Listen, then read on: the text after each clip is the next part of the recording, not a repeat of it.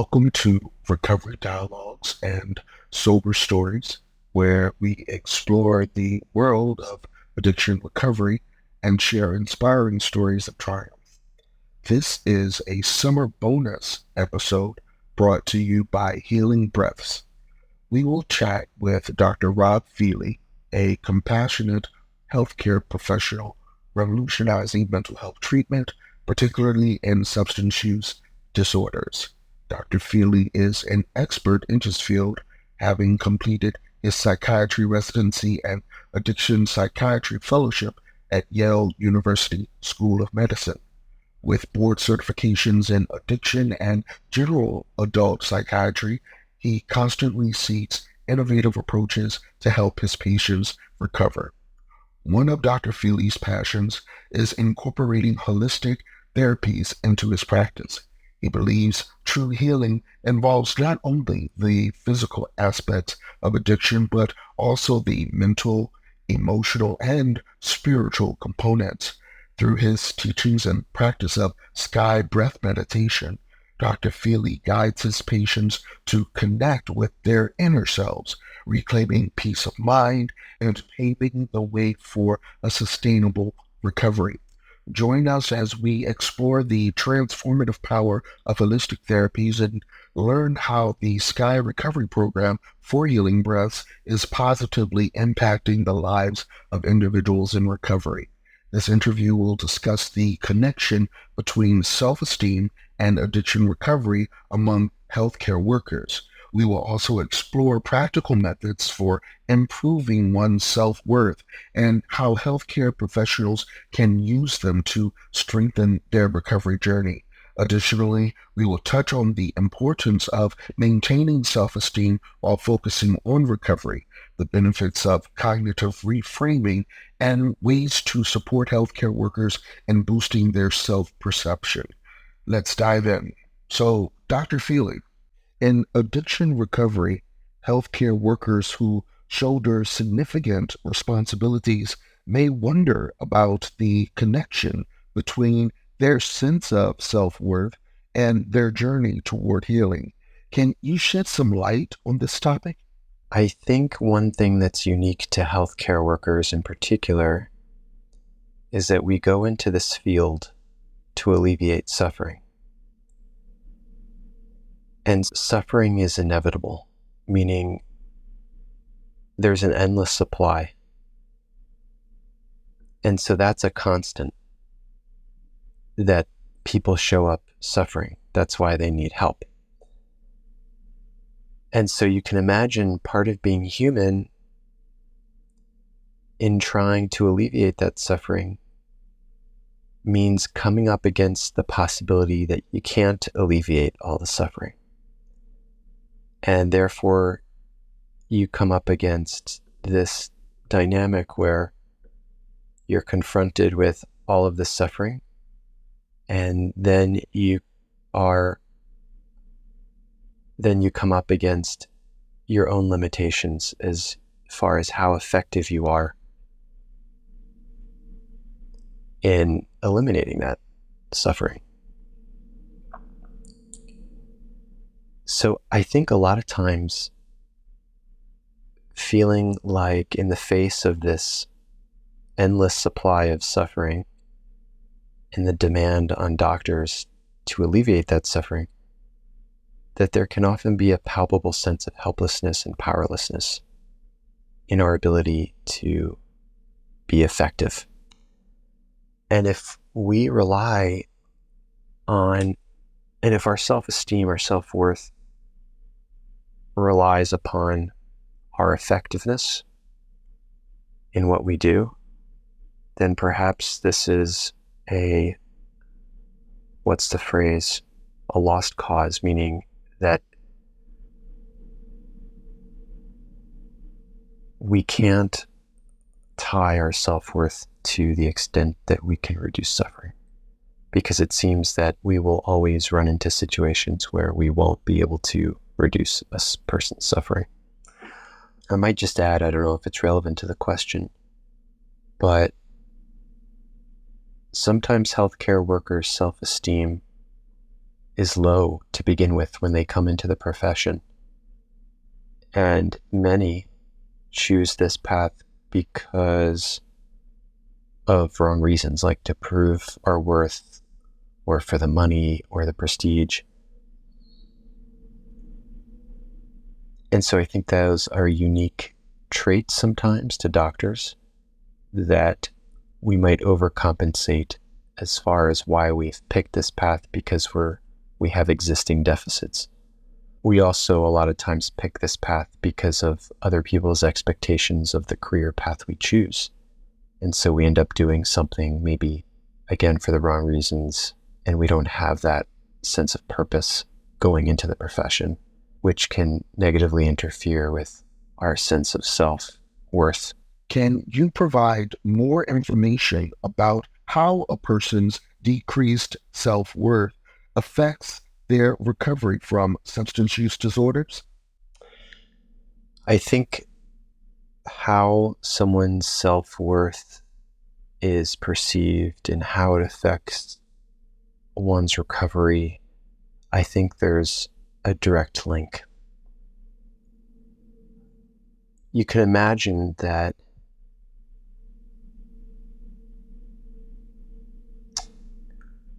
if one bases their self-worth on all the negative experiences they've had or the things that people have said about them in the past that have made them feel bad, that one wouldn't feel good about themselves. And you could imagine that if one started from that point of not feeling good about oneself, that it's already an uphill battle in trying to feel better. Obviously, if someone's feeling good about themselves, it just makes sense that one would probably have to exert less effort to sustain their recovery because they're starting from a higher set point. But it would seem to me that if someone's self-worth is low, and that's because they've internalized experiences or other people's opinions about them that are negative, that really what we're essentially doing is we're handing over our power to these people and experiences and letting these things define our worth. And so if we don't feel worthy because we don't feel like we're worth much, then it would strike me that one might also possibly not feel worthy to improve or to get better, right? There can be this sense of not wanting to get better, to get sober. There could be this deep sense of futility or this deep sense of not deserving a better life because they don't feel that they're worth it. Although addiction is prevalent in society, it is still stigmatized. Those with substance use disorders often feel discouraged from seeking help. Health workers may also struggle with shame, guilt, and fear of being perceived as weak by others. What innovative self-help strategies could restore and enhance their self-worth that has proven effective in addressing the psychological, emotional, and practical aspects of recovery? I think this idea that there's a stigma regarding having an addiction or getting treatment for addiction and appearing weak or damaged or less than, I don't think this is unique to healthcare workers, in that I think that there are many other populations that would find it also especially hard to seek out help or to admit that they have a problem.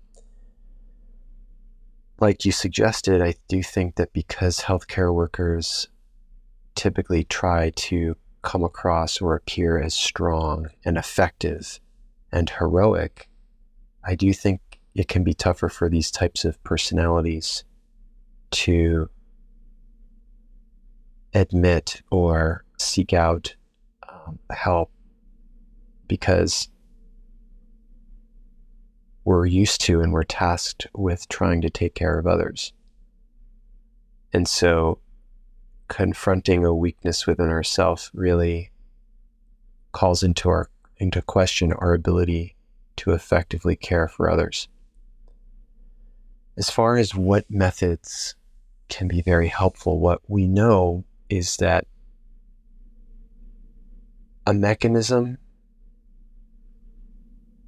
to help you more effectively deal with your mind and your emotions and stress can give you more confidence in yourself, in your ability to bounce back quicker, to maintain resilience in the face of adversity.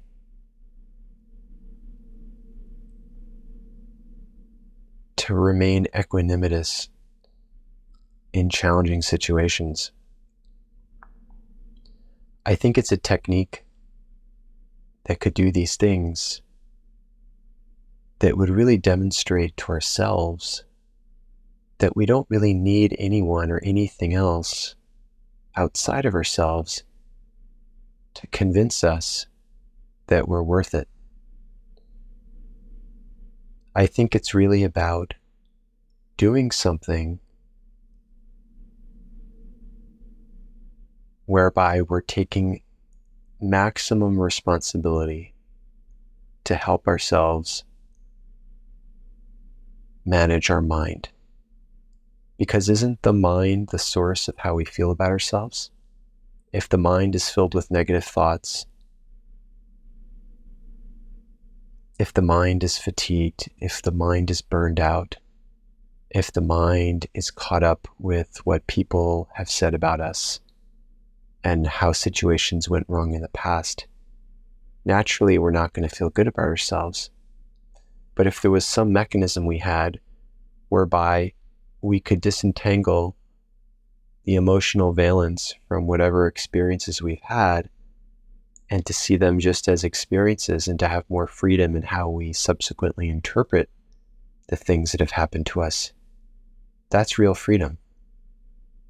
And that what I would like to suggest as a mechanism is the Sudarshan Kriya, or SKY, specifically the SKY Recovery Program, a breath-based meditation that allows one's nervous system to cool down, to relax, so that we can always maintain that wide perspective on the way we think about life and the way we think about our experiences. When recovering from alcohol and substance use disorders, how can healthcare professionals cultivate self-worth to empower themselves throughout their recovery to bolster resilience, to overcome obstacles, and achieve lasting success? Healthcare workers, in aiding their recovery, can ultimately move forward in the fastest possible way by taking responsibility for their experiences. Meaning, if a healthcare worker is feeling depressed or burned out or anxious, rather than blaming patients or the situation or themselves, a more constructive way of dealing with this would be to say, independent of the situations around me and what's happening, I'm the one who's struggling. I'm the one left with all these negative emotions and feeling burned out. What can I do for myself? What is it that I can take responsibility for rather than complaining and blaming? Too often we talk about a broken healthcare system or the difficult patient or what's happening at home when we come home from work. These are all good reasons for why we can become stressed and ultimately become addicted to things like substances to help us manage our emotions. But it seems to me that the way we can really take responsibility for our experiences is, and addressing our addiction is by finding a different way to manage the mind. It strikes me that you can't really think your way out of negative thoughts all the time. Sometimes cognitive behavioral therapy is helpful, but sometimes it can backfire, because if we are trying to use the mind to not think certain thoughts, that's also a lot of effort. That takes a lot of energy. And sometimes by trying to think the opposite, it reinforces the initial thought. And what we find is that by taking a backdoor approach where we can use, for example, the breath, by tending to the breath, it really automatically and very quickly just settles the mind. We always talk about in medicine being in the present moment and listening and loving our patients and being compassionate. The thing that's always in the present moment is our breath. And so by tending to the breath, we're really focusing on something that is where we want to be at all times, which is in the now, which is when we're breathing, we're always breathing now. So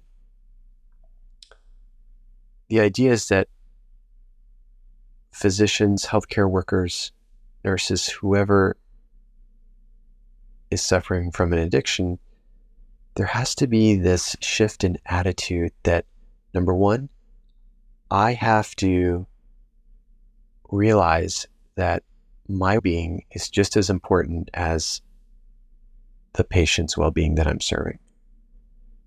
So that's the first thing, which is to have a shift in our understanding of what it means to serve, which is to say, my being is paramount as well, because only once I'm feeling full and complete can I be a better vessel to serve others.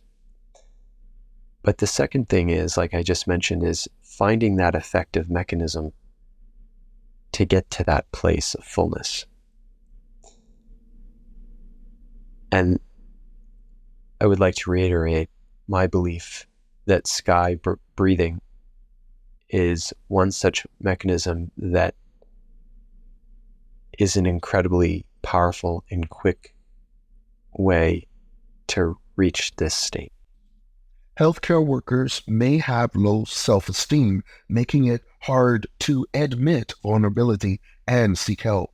However, building healthier self-worth can promote a positive attitude toward seeking support. Is there a way for providers to use self-worth as a catalyst for change? Such good questions. Essentially, the question was, can healthcare providers use low self-worth as a catalyst to seek help? I don't think anybody seeks help when they're feeling good about themselves. And I do think that whenever somebody does seek help, it's ultimately because things aren't going well. And I think that what we know is that with addiction, that sometimes it really takes things becoming really bad in order for someone to seek help, and that they have to come to this understanding on their own terms that unless they do something different, they're not going to change. So I think you answered this question within your question, but I would say that low self-worth ultimately is a catalyst for seeking help. I would argue, though, that many who have low self-worth, who are seeking help, probably aren't even aware that they have low self-worth, or that they undervalue themselves, or they don't hold themselves in high regard. I think just the pure admission that they have low self-worth would be difficult for many. But I think that being honest with ourselves can go a long way, meaning if one could really understand that they truly didn't feel good about themselves and that they wanted to feel good about themselves, and they thought about how can I feel good about myself, I think that would probably be a more nuanced and detailed thought process than what typically happens. I think oftentimes with healthcare professionals, unfortunately, there's a consequence where there's some sort of problem that comes to light, or someone says something or notices something, or the work suffers because they're more tired or they're not present or the addiction is getting in the way of their functioning. And I think it's more things like that ultimately land healthcare professionals into treatment. And so I'm not sure how we could screen people for low self-worth ahead of time and to almost prevent bad outcomes from happening in the first place, and see if there's a way to get those sorts of people help. How does cognitive reframing assist in reconstructing one's self-perception during addiction recovery to ensure long-term success? I think that the way we think about the things in our life and the way we think about ourselves has a direct impact on whether we become depressed or anxious or stressed and ultimately fall prey to cravings and addiction. I think that, therefore, if there's a way we can loosen our understanding of ourselves from the way we're thinking, that we're in a better position to have a better outcome, meaning to stay sober. I think this is because the more rigid our thinking is, the less flexible we are in how we interpret events, and also the way we will ultimately be able to move forward. So cognitive reframing is helpful, but it begs the question how to do it, because it's hard sometimes just to completely change the way we think about things. Isn't that our experience? If that was the case, nobody would be depressed, nobody would be anxious. We could just change the way we think. In my experience, the best way to facilitate cognitive reframing is not necessarily just by telling yourself to think differently. And that can help. It's not to say there isn't a role for that type of those affirmations and the way we kind of deconstruct and reconstruct our thoughts. But again, this points towards needing an additional mechanism, an additional way, an additional approach that helps us effortlessly calm down, manage stress better, and leave room for alternative ways of thinking about our experiences. And again, the best way, in my opinion, to do this is by having a technique that brings you to that space very quickly and reliably, which can help you settle down and interpret the events in your life in a more meaningful and positive way. How does the negative perception of addiction affect an individual's sense of self-worth? And what actions can we take together to challenge and transform this viewpoint and negative narrative?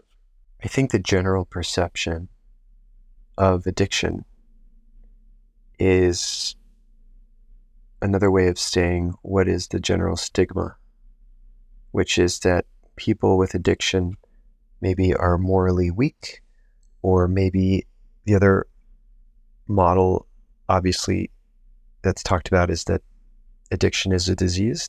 There's a perception that addiction is the result of a moral weakness and an inability to behave well, so to speak, that they can't control themselves and that they're making a choice. Whereas the disease model of addiction says that they're not making a choice, that it's a disease. But I think in both cases, it can sometimes make people feel badly about themselves, and that if they're told that they're being morally, I don't know, like they have a moral problem or that they have a disease,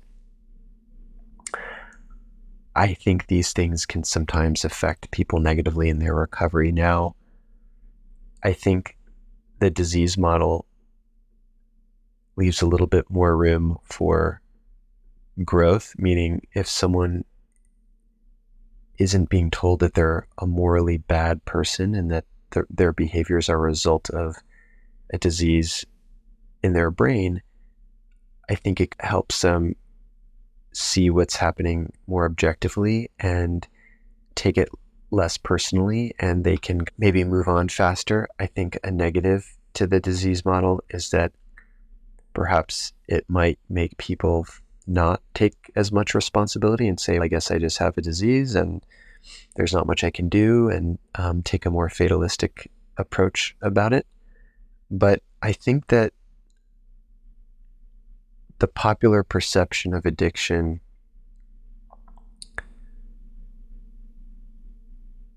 makes it very hard to feel like they can, quote unquote, be normal and reintegrate into society in a way that they want to be accepted by everybody. And so what can we do to help counter that perception or to challenge that? Well, it's my personal belief that propitiating this theory that it's a moral shortcoming, I don't believe that's true. I think that there's something more at play, meaning that there is less of a role of choice in addiction than proponents of that theory would suggest, of feeling like an addiction is a moral shortcoming.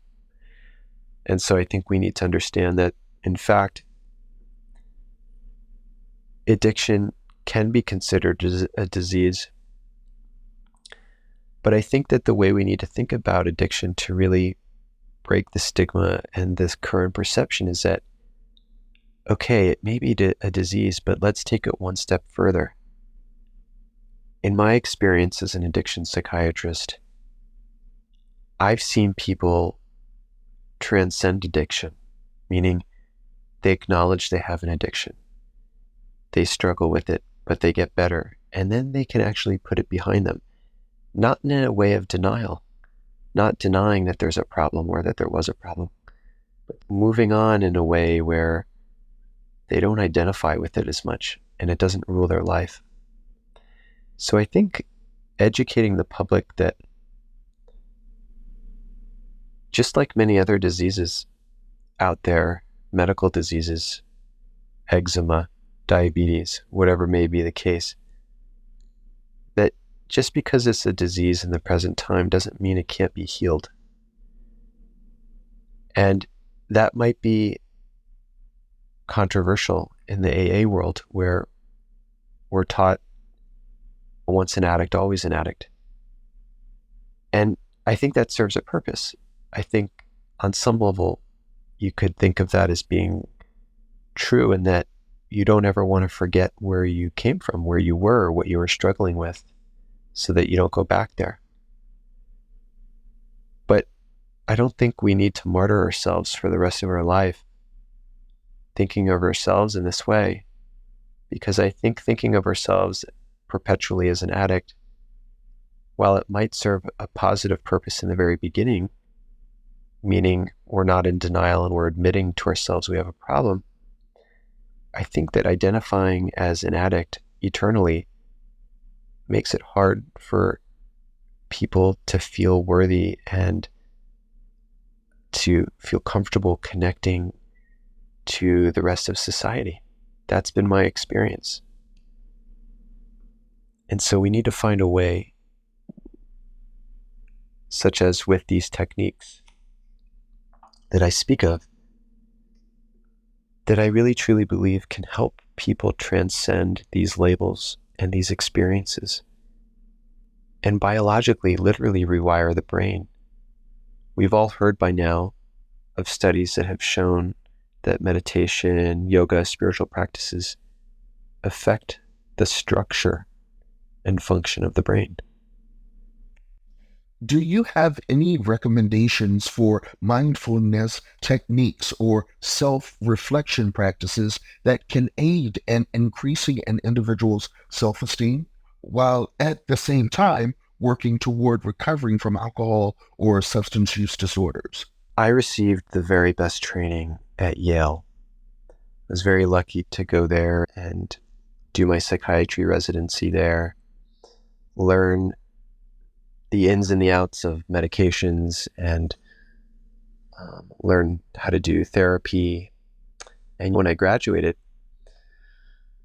and started in private practice, what I realized was I could give people the very best care. I could put them on the right medications, or I could refer them to the very best therapist in town who was doing an evidence-based therapy for addiction, and many people would still relapse.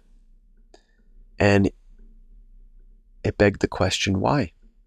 Why, if we were providing evidence-based standard care, why was a segment of the addicted population chronically relapsing?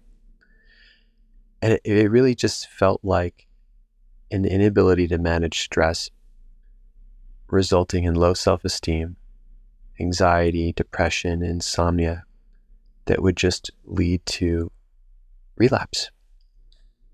And so what I truly believe is, as someone who learned the sky breathing technique sitting across from these individuals and having a really effective way to manage stress, that if there was some way that I could help people, it would be through offering them really effective, time-honored, tested techniques that really work effectively and quickly.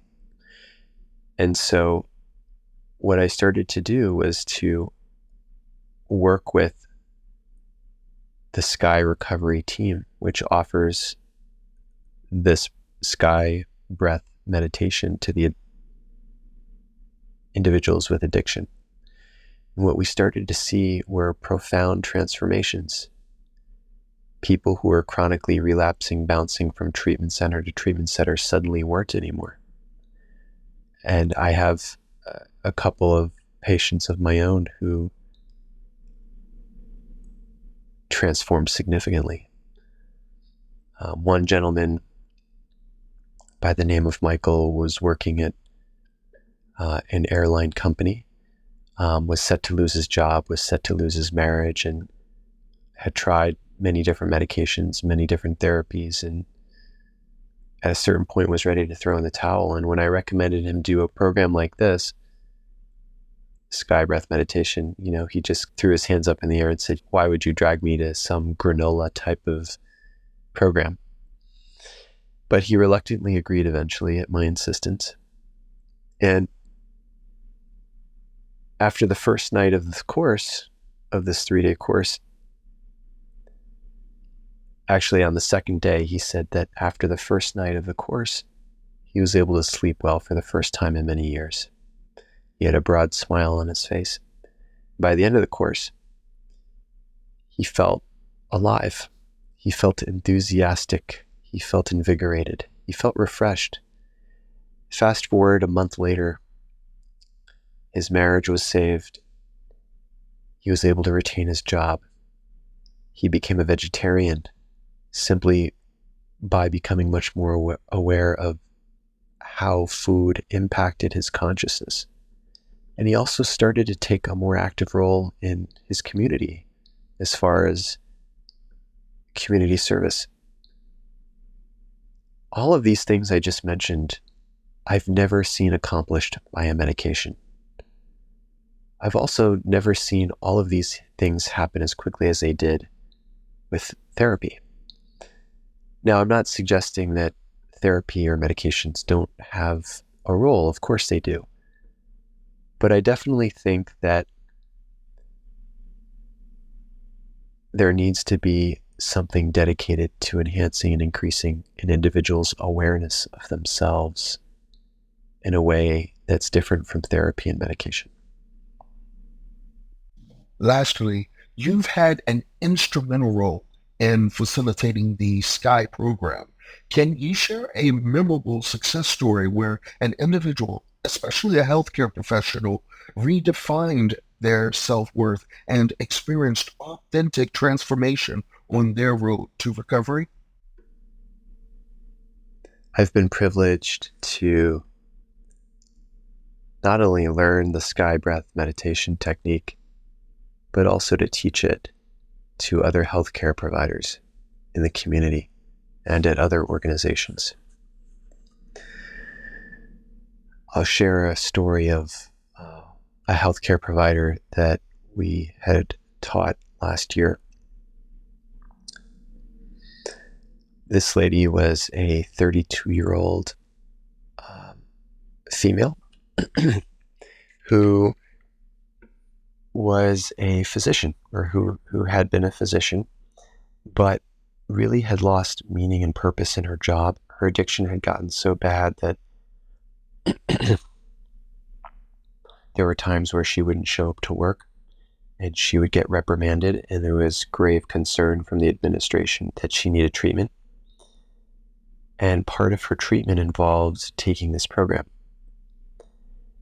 And this was someone who really yearned for companionship in her life. She was single. She wanted to be in a relationship. She felt very lonely. She, again, had been underperforming on her job.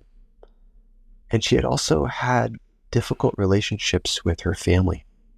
She and her family had very difficult moments in which they had to cut off communication. They had to go a long time without sometimes contacting each other or seeing each other.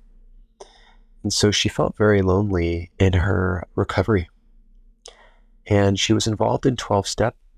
While she found it helpful and supportive, she just would chronically relapse, meaning the longest period of sobriety might have been about 2 weeks. And then after which point there would be some trigger in her environment, and then she would relapse and the cycle would continue, and she would somehow maybe show up to work seemingly okay on Monday. She took this program, and on the first day of the course prior to starting, I remember her having a very flat affect, meaning she just had a very kind of